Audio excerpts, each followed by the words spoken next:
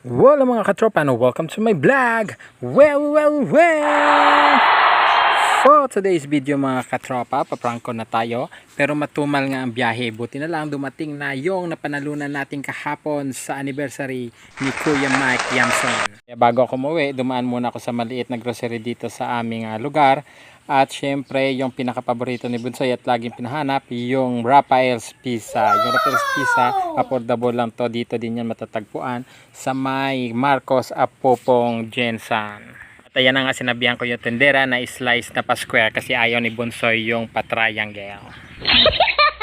At alam nyo ba mga katropa, nung nabunot ako ni Kuya Mike Drilon, sinabi ko talaga sa kanya na God's will talaga to kuya dahil nga matumal yung biyahe. Nagpahinga ako saglit dahil naulan, wala namang pasahero.